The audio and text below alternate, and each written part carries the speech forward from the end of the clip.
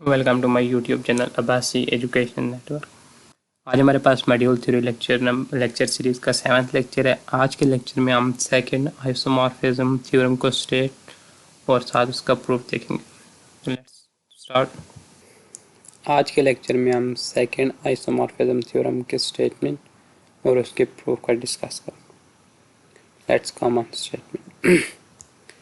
Late R be a ring and M be an R module, let K and N be two submodules of R module M, then K plus N over N is isomorphic to K over K intersection N। ये हमारे पास second isomorphism theorem की statement है, जिसमें हमसे कहा गया कि M हमारे पास एक module M is module structure and K and N are two submodules of module M। हमने ये प्रूव करना है कि हमारे पास K plus N over N is isomorphic to K over K intersection N। Let's come on proof. देखते हैं कि हमने प्रूफ इसको कैसे करना। Given that K and N are submodules of N, it is given K and N are two submodules of M। अच्छा जी, हम जानते हैं अगर हमारे पास दो सब मॉड्यूल हैं तो उनका सम और इंटरसेक्शन अगेन हमारे पास सब मॉड्यूल होगा M का। It's mean that K plus N and K intersection N are also submodules of N, and we also know that K plus N is superset of N and K intersection N is subset of N, means N is submodule of K plus N and K intersection N is submodule of K। Now अभी हमने ये बताना है कि जो हमने ये question define किए जिनको हमने आपस में आइसोमॉर्फिक शो करवाना है, ये हमारे पास वेल डिफाइन है या नहीं है। K प्लस N भी हमारे पास मॉड्यूल है, N भी हमारे पास मॉड्यूल है, N हमारे पास K प्लस N का सब मॉड्यूल है। लिहाजा आपके पास जब भी आप क्वेश्चन मॉड्यूल को डिफाइन करते हैं तो आप इस तरह डिफाइन करते हैं M ओवर N। इस क्वेश्चन को आप क्वेश्चन मॉड्यूल कहते हैं, जिसमें आपके पास M आपके पास मॉड्यूल स्ट्रक्चर होती है और N आपके पास सब मॉड्यूल होता है N का। It's mean that K plus N over N and also K over K intersection N are well defined because both are modules and written in question form। K plus N is super module और N is sub module। ये तो हमने बता दिया कि हमारे पास जो क्वेश्चन डिफाइन किए गए ये हमारे पास वेल डिफाइन। अभी आइसोमॉर्फिक प्रूव करने के लिए हमें एक मैपिंग डिफाइन करनी पड़ेगी। मैपिंग नाउ डिफाइन है। मैपिंग हमने कहाँ से डिफाइन करवानी है? K प्लस N से K intersection K over K intersection N के ऊपर। इसमें हमारे पास डोमेन कौन सी है? हमारे पास K प्लस N डोमेन है, तो इसमें हमारे पास इनपुट एलिमेंट कैसे आएंगे? K प्लस N टाइप के, where small k belong to K and small n belong to N। और आफ्टर मैपिंग जो हमारे पास आउटपुट आएगी वो हमारे पास किस टाइप की आएगी? इस टाइप की आएगी, जिसमें हमारे पास K मॉड्यूल से सब मॉड्यूल से बिलोंग करता है प्लस K इंटरसेक्शन N। हम जानते हैं, हम अगर हमारे पास ऐसे लिखा हुआ है M ओवर N, तो इसके एलिमेंट हमारे पास किस टाइप के होते हैं? M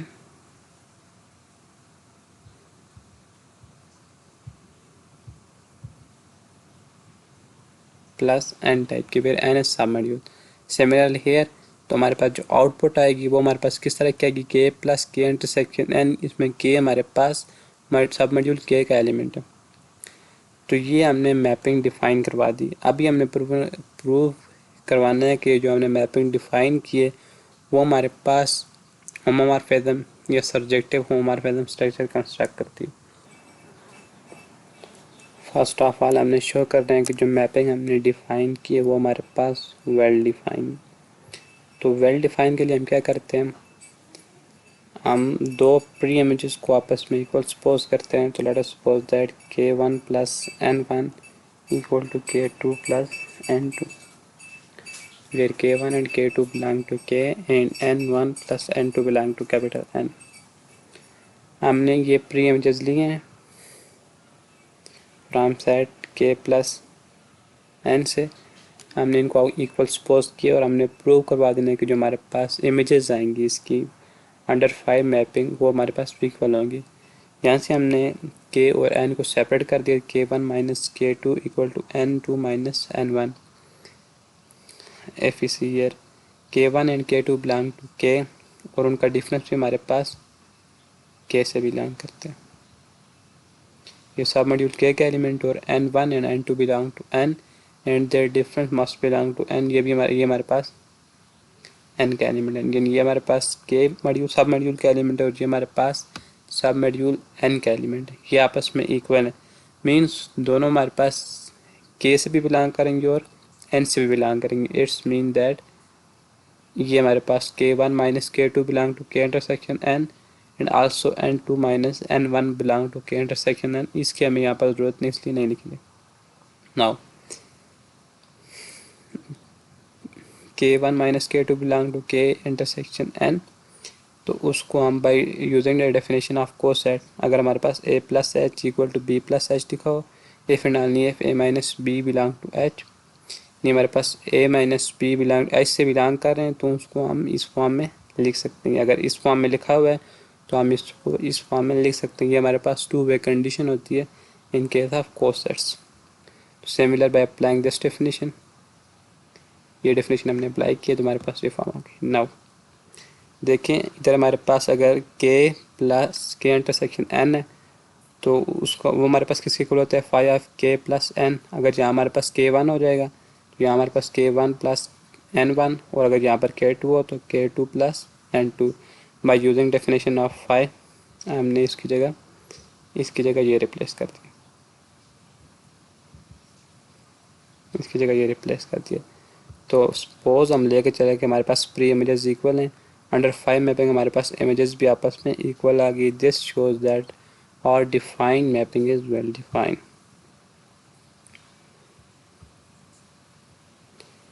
वेल डिफाइंड के बाद जो हमारे पास टास्क है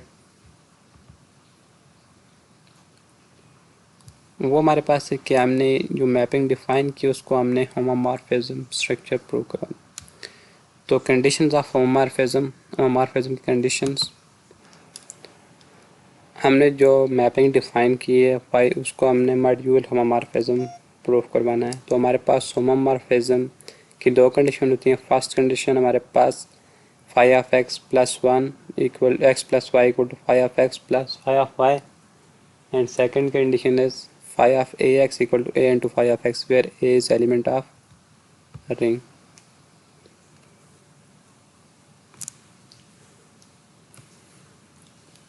ना बिकॉज हमारे पास जो सेट ऑफ डोमेन है जिससे जो हमारे पास मैपिंग डिफाइन की गई है वो हमारे पास के प्लस एन टाइप का है, उसमें हमारे पास ये दो सब मॉड्यूल का सम है। तो इसमें हमने जो एलिमेंट्स सपोज करने हैं जिनके ऊपर हमने होमोमॉर्फिज्म स्ट्रक्चर को होमोमॉर्फिज्म या फाई को होमोमॉर्फिज्म प्रूव करवाना है, वो हमारे पास इस टाइप के होंगे k1 plus n1 and k2 plus n2 belong to k plus n।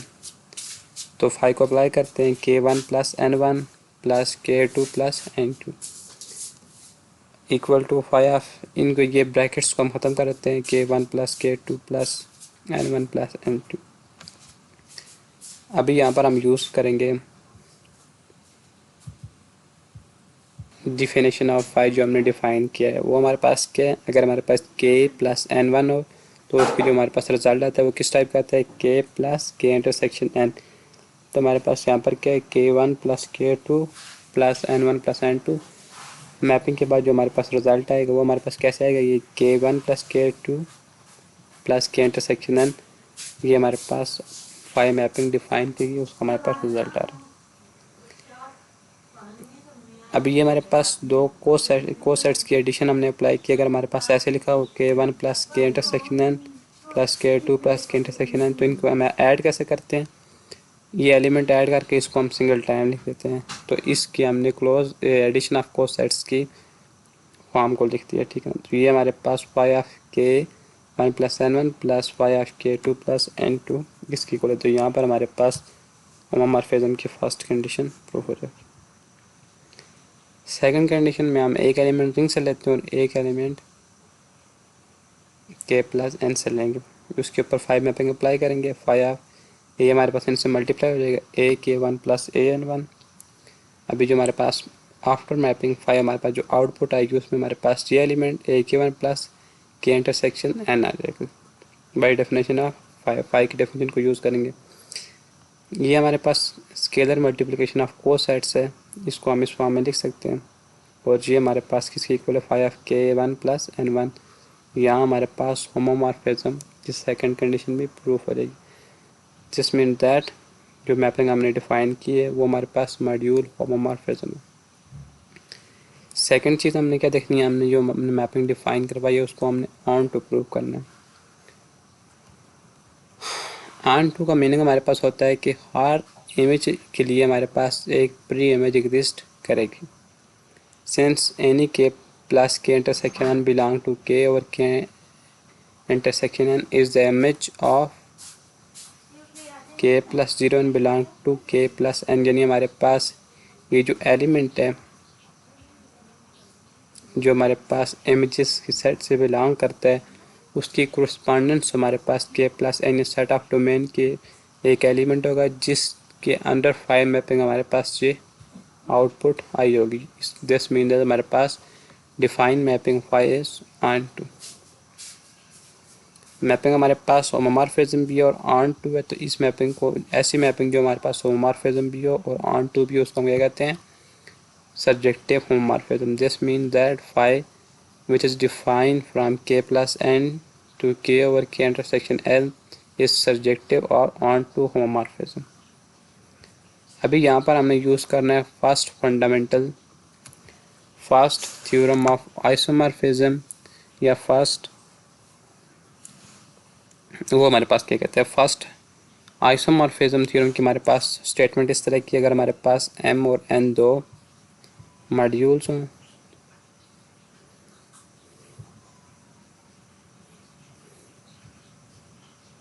First theorem of isomorphism को हमने यूज़ करना है। First theorem of isomorphism says that if phi is surjective homomorphism from module M to module N then M over kernel of phi is isomorphic to N। Means अगर हमारे पास एक mapping phi define है जो एक module से दूसरे module के ऊपर सर्जेक्टिव होमोमॉर्फिज्म होनी चाहिए, तो हमारे पास M और उस मैपिंग का कर्नल हमारे पास सेट ऑफ जो रेंज होगी उसके आइसोमॉर्फिक होगा। तो यहाँ से अगर देख लिया हम इसमें हमारे पास this is acting as M और ये हमारे पास N। कंपैरिजन करते हैं first fundamental theorem first theorem of isomorphism से mean that k plus n over kernel of phi is isomorphic to k over k intersection। ये हमने फर्स्ट आइसोमॉर्फिज्म थ्योरम यूज़ किए। अगेन आई रिपीट, हमने कैसे use किए first isomorphism theorem का हमने previous lecture में प्रूफ भी किया है। उस लेक्चर में हमारे पास फर्स्ट आइसोमॉर्फिज्म थ्योरम में क्या कहता है कि अगर हमारे पास फाई मैपिंग है from module M to module N which is surjective homomorphism then M over kernel of this mapping phi is isomorphic to N। Now it is here given that phi is surjective homomorphism from k plus n to k over k intersection n, then k plus n here it is acting as M over kernel of phi is isomorphic to this set which is k over k intersection n। इस equation को हम 1 का नाम दे देते हैं।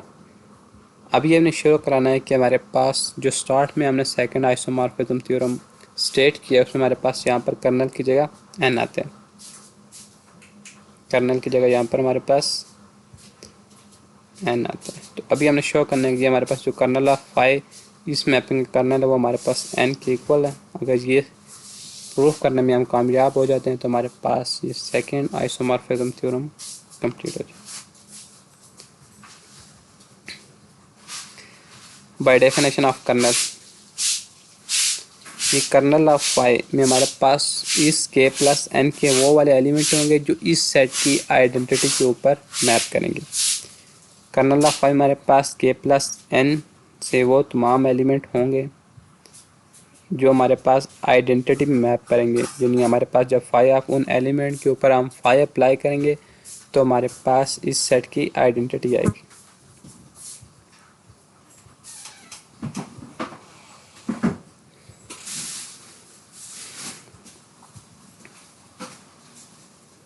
और इस set की जब भी हम इस तरह क्वेश्चन सेट डिफाइन करते तो हमें पता है उसकी आइडेंटिटी हमारे पास क्या होती है, के 0 प्लस के इंटरसेक्शन एन, या हमारे पास के इंटरसेक्शन